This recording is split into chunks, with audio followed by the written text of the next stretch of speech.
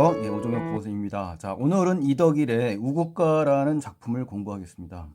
자, 광해군 때 살았던 사람인데요. 작가가 이제 고향 한평에 머물면서 나라의 앞날을 걱정하며 지은 노래입니다. 그러니까 여러분 제목에서 아시다시피 이 우자는 근심 우자예요. 그래서 걱정, 근심이라는 거 주된 정서는 그러니까 당연히 걱정이 되는 거죠. 나라에 대한 걱정인 거예요. 광해군 때는 아무래도 사화가 있기 때문에 많은 사대부 선비들이 많이 몸을 움츠렸던 또 시국이 어지러웠던 그런 시기잖아요. 그렇죠? 그래서 이덕일이라는 사람은 조선 중기 문신입니다. 그래서 개축옥사가 배경이 돼서 의금부의 탄핵으로 삭직당한 사람입니다. 그래서 대부분 그 정서가 충분이라는 것은 이제 충성심에 의해서 울분을 갖고 있다는 뜻이고요. 이 비분강개하는 그런 그 목소리로 노래를 할 겁니다. 한번 보시죠. 자, 제1수에 보시면은 이제 나라를 위해서 학문을 이제 중단합니다. 이제 문과였습니다만은 전쟁 때문에 무관이 되면서 나라를 위해서 몸 담으려고 했었습니다만은 하나도 이런 일이 없다라고 안타까워하는 그 화자의 마음이 담겨 있습니다. 그래서 일수는 진심보국가라고 합니다. 진심보국가. 자, 학문을 때려치고 반모를 한다. 반모라는 거는 이제 그 문관에서 무관으로 바꾼다는 얘기입니다. 그래서 원래는 문관의 그 위치에서 이제 시험을 준비했습니다만은 이제 임진왜란이 이제 생기면서 발발하면서 이제 문과 시험으로 전향해서 급제한 사람입니다. 그래서 화자의 신분을 우리가 알 수가 있는 거죠. 삼척검을 둘러매고 긴 칼을 둘러매고 진심보국. 자, 핵심 뭔데요? 이 진심이라는 거는 마음을 다한다는 얘기입니다. 마음을 다해서 나라에 보답한다 뭐 이런 얘기잖아요. 그렇죠? 그래서 긴 칼을 차고 나라에 보은하려고 하는데 라는 뜻이죠. 그래서 여기에 담겨 있는 정서는 뭡니까? 화자가 학문을 버리고 무관을 선택하게 된 상황과 이유를 제시한 겁니다. 자, 정장 가실까요?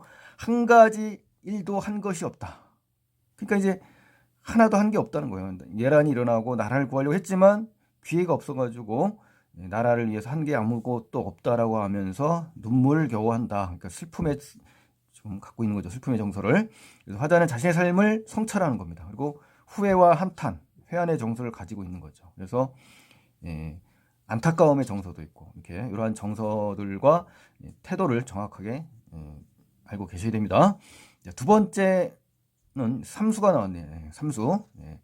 연시조입니다만은 이 중에서 이제 군데군데 이제 나온 부분이 순극강에 나왔기 때문에요. 거기 나온 부분을 정확하게 해석을 하시기 바랍니다.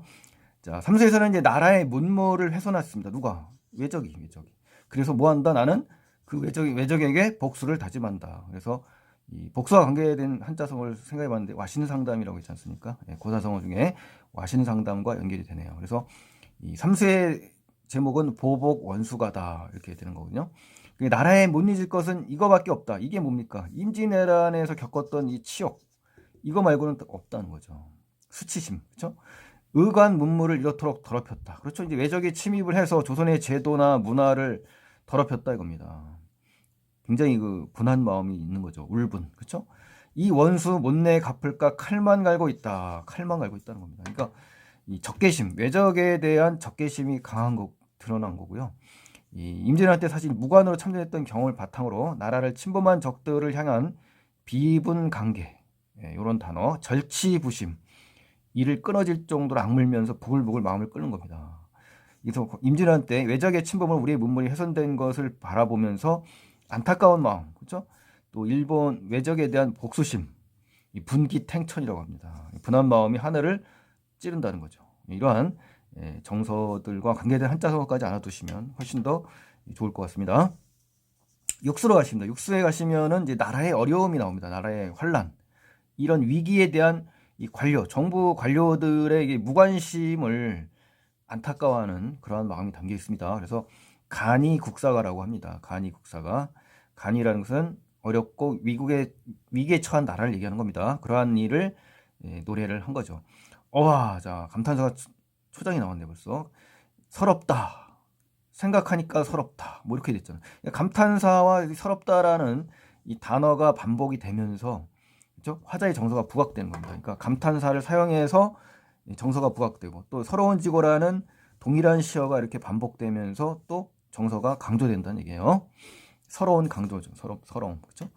국가 간위를, 그죠? 간위라는 것은 뭡니까? 국가의 어려움과 위기를 얘기하는 거거든요. 이러한 것이 알 사람이, 여기서 이는 의존명사예요. 알 사람이, 알 관료들이 이런 겁니다. 없으니 서럽다 이거예요. 그러니까 나라의 어려움과 위기를 아는 사람이 없는 그러한 현실을 안타까워하는 거죠. 그러니까 이 관료들의 이 무감각 그리고 무관심 이런 것이 너무 서럽다는 겁니다. 그 서러움의 이유가 제시된 거고요. 이건 전부 어디서 나오는 겁니까? 나라를 걱정하고 근심하는 마음에서 출발이 된 겁니다, 여러분. 그래서 여러분께서는 이 우국가 이거에서 벗어나시면 안 돼요. 전체 정서를. 그래서 당대 위정자들을 비판하고 비난하는 말하기가 이 속에 담겨 있다고 볼 수 있습니다. 아무나 이 간이를 알아서 구중천에 살해서서, 구중천은요 구중궁궐이라는 말도 있지 않습니까? 그러니까 여기서는 하늘을 9방으로 나누나 이런 말인데 사실 여기서는 임금을 뜻하는 겁니다. 그래서 이 훌륭한 임금, 즉 성군 의식이 깔려 있는 겁니다. 임금에게 말한 수로 가겠습니다. 다음 장 2페이지 14수에 가시면 이 붕당들은 서로 다투기를 일삼습니다. 그래서 그 와중에 돕는 신하 없이 임금이 완전 고립되는, 그렇죠? 그러한 상황에 이제 처해진 겁니다. 그래서 여기서는 상붕당가라고 합니다. 붕당 때문에 마음에 상심이 온 거죠. 자, 이는 저 외다하고 저는 이 외다한다. 이것은 저들이 옳지 않다고 하고 저것은 또 이들이 그르다고 하니, 뭐 이런 뜻이죠. 그러니까 서로 아웅다웅 지금 뭡니까? 싸우는 겁니다. 지금 당파 싸움. 아셨죠? 외다라는 건 그르다라는 뜻이고요. 대꾸법이 쓰였죠. 붕당 간의 이런 소모적인, 그렇죠? 건설적인 다툼이 아니라 소모적인 그런 다툼에 시간을 허비하고 있는 상황입니다. 그래서 매일 하는 일이 늘상 하는 일이 이 싸움 박질이다 이거예요. 그러니까 이 속에는 강한 불만과 비난, 비판의 의미가 담겨 있는 거죠. 화자에. 이 중에 고립무조라는 건요. 완전히 홀로서 서 있어서 아무도 도움이 받을 수 없는 상황입니다. 그래서 님이신가? 님은 임금인 거거든요. 그러니까 이 당파 싸움에 유일하게 고립된 사람은 누구다? 임금님이시다라는 거죠. 고립무원 또는 고립무조 이렇게 되는 거예요. 그래서 굉장히 어려운 처지에 지금 놓여 있는 임금의 모습을 알 수가 있는 겁니다. 그래서 화자는 붕당 간에 이제 다툼이 끊이지 않자 임금이 이제 곤란한 처지에 놓이게 된 상황을 문제 상황으로 여긴 거죠. 그래서 안타까워하는 장면이고요. 이 분당 간의 다툼을 이제 문제 상황으로 제시한 부분이다라는 거 아시고, 또 문제 상황의 원인도 임금의 고립이라는 문제 상황의 원인도 제시됐다 이렇게 파악하세요. 그리고 분당 간 정쟁에 대한 비판, 그리고 그로 말미암아 고달픈 처지에 놓이게 된 임금을 안타까워하는 그런 애달픈 마음이 담겨 있다는 것도 체크를 하시고요. 그래서 끊임없는 정쟁을 비판하는 겁니다. 그래서 그로 인해서 곤란하고 난처한 상황에 놓이게 되는 임금의 모습이 굉장히 안타깝고 가련해 보이겠죠. 이제 화자 입장에서는.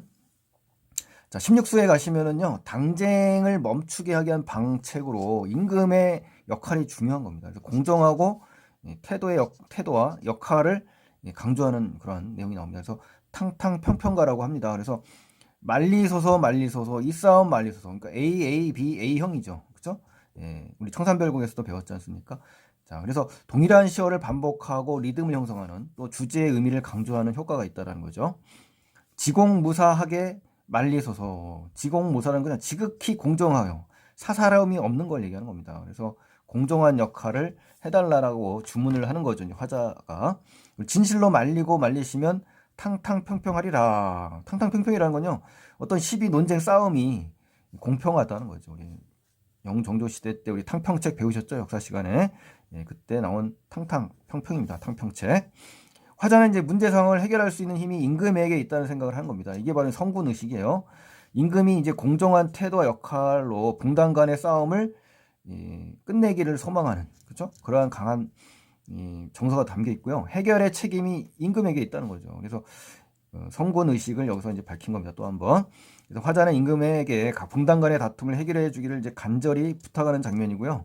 문제 상황을 해결할 방안으로 임금의 태도와 역할을 언급한 부분입니다. 그래서 여기 나오는 말리소서라는 이 반복된 시어에서는요, 이 당쟁으로 혼란스러운 이 나라를 구하기 위한 방안으로 임금의 공정한 태도, 역할을 강조한다고 볼 수가 있는 거죠. 그래서 다 전부 배경은 유교의 성군 의식에서 출발이 된 겁니다. 자, 26수를 가겠습니다. 26수에 가시면은 당쟁으로 일어날 수 있는 상황에 대해서 이제 경고를 합니다. 경고. 불고 국사가다라고 해서요. 나라가 굳으면 집조차 굳으리라. 그 집을 갖다가 붕당에 지금 비유한 겁니다. 집만 돌아보고 나란 일 하지도 않는단 말입니다. 그러니까 당파 싸움에만 뭐 혈안이 돼 있어서 당파의 이익만 추구할 뿐 유교적 가치를 가지고 백성을 돌보고 임금을 돌봐야 될 텐데, 임금을 바쳐야 될 텐데, 떠받쳐야 될 텐데, 그러지 않고 실천하지 않은 이런 당대 사대부들의 모습을 비판하고 탄식하고 애달파하는 화자의 정서가 잘 드러났네요. 그렇죠? 하다가 명당이 기울면, 이렇게 당파 싸움 하다가 명당이 기울면, 명당은 이제 나라를 비유합니다. 나라. 그래서 어느 집이 구들이요. 이 집은 당파죠. 그러니까 당파 싸움만 하다가 나라가 기울면 역시 어떻습니까? 당파도 굳건할 수가 없다라는 겁니다. 그래서 이 굳으면 구들이라, 구들이와 같이 이 굳다의 유사한 표현이 반복을 통해서 어떻습니까? 나라를 걱정하는 화자의 마음이 강조되는 겁니다. 그래서 요번에서 서리법이 좀 나왔죠. 그래서 뭐뭐 하겠느냐라면서요.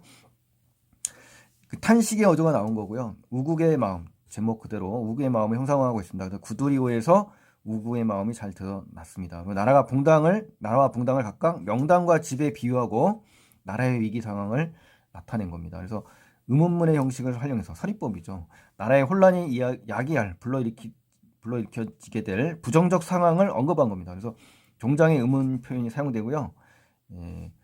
나라가 흔들리면 붕당도 위태로워질 것이라고 경계를 내린 거예요. 경고를 한 거죠. 그렇죠? 경계를 놓추는 그러한 내용의 시다라고 보시면 됩니다. 자, 그다음에 이제 3페이지 마지막에 가시면요. 28수가 이제 수능특강에 실린 마지막 수입니다. 모두 28수 중에 실린 건데 마지막 수입니다. 28수. 부귀공명의 뜻이 없이 홀로 나라를 걱정하네요. 그렇죠? 우국상시가라고 합니다. 그래서 공명을 원하지 않거든. 부귀공명할 때 공명이잖아요. 공명도 원하지 않고 부귀도 바라지 않는다. 이 대꾸법과 서리법이 쓰였네요. 그렇죠? 일간모옥에 고초히 혼자 앉아. 가난한 처가집을 이제 일간모옥이라고 합니다.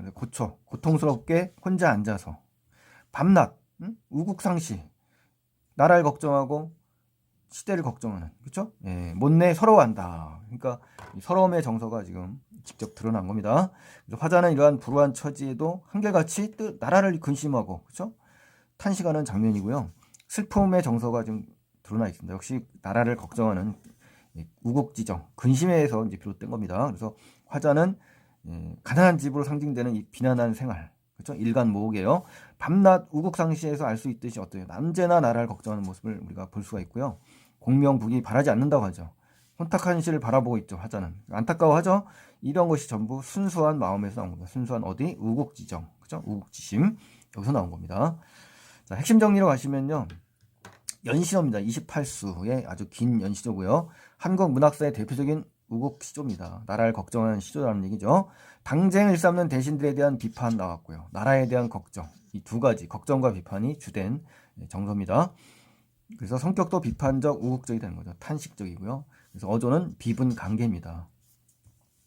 자, 표현상 특징으로 가시면 임진왜란과 같은 전란과 분당이라는 정치 세력 간의 다툼을 시적 대상으로 삼았어요. 그 폐해를 지적했고 나라를 근심하는 마음이 담겨 있고요.